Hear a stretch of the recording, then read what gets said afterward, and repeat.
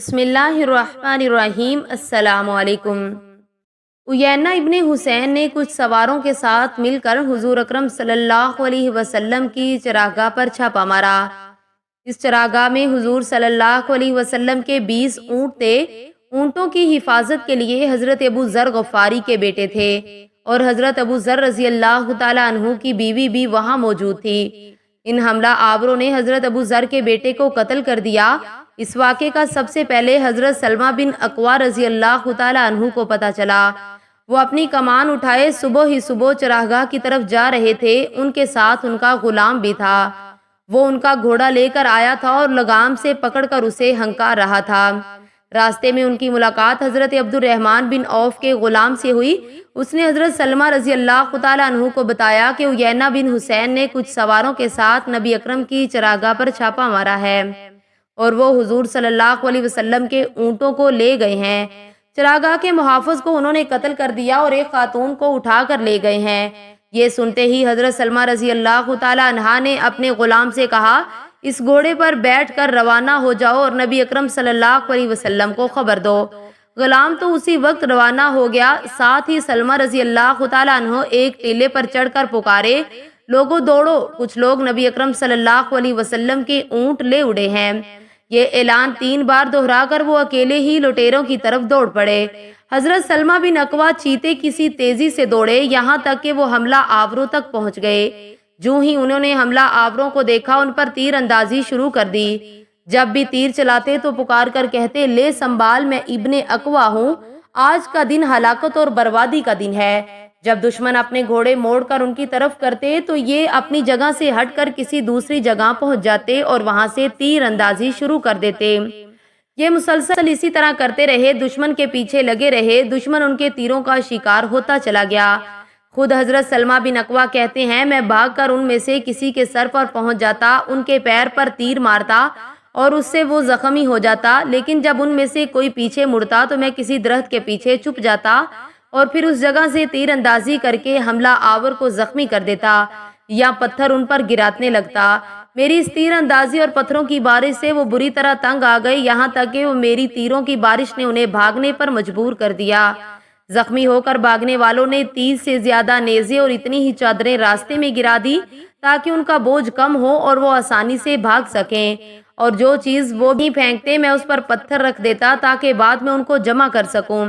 غرض میں ان کے پیچھے لگا رہا، یہاں تک کہ سوائے چند ایک کے وہ تمام اونٹ جو رسول اللہ صلی اللہ علیہ وسلم کے پیچھے رہ گئے تھے آگے نکل گیا۔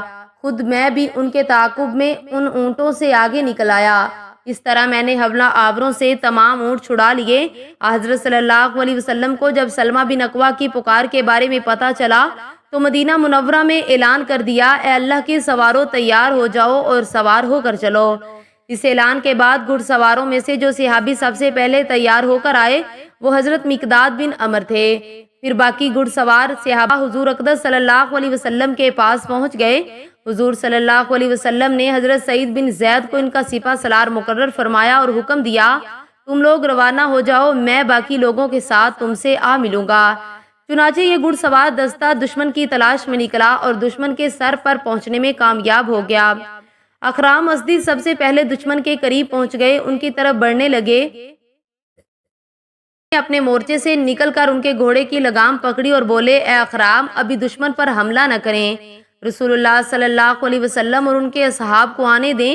یہ سن کر اخرام ازدی بولے، سلمہ، اگر تم اللہ تعالیٰ اور قیامت کے دن پر ایمان رکھتے ہو اور یہ جانتے ہو کہ جنت بھی برحق ہے اور دوزخ بھی برحق ہے تو میری اور شہادت کے درمیان سے ہٹ جاؤ۔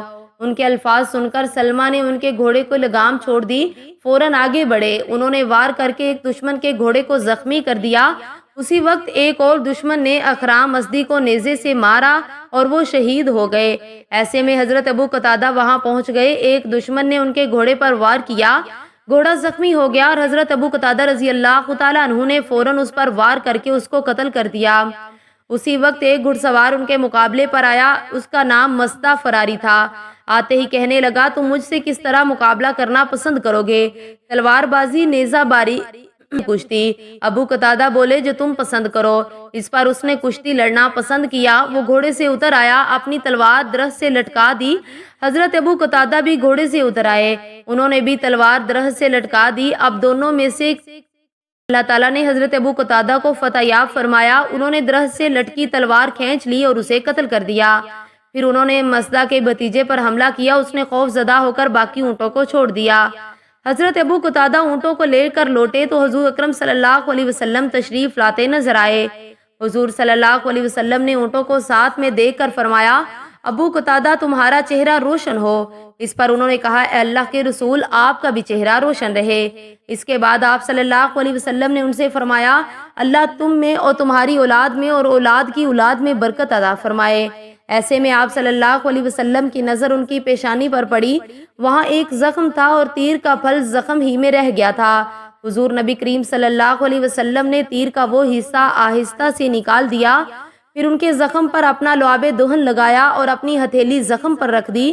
حضرت ابو قتادہ رضی اللہ تعالیٰ عنہ کہتے ہیں، قسم ہے اس ذات کی جس نے آپ کو نبوت سے سرفراز فرمایا، آپ نے جو ہی زخم پر ہاتھ رکھا تکلیف بالکل غائب ہو گئی۔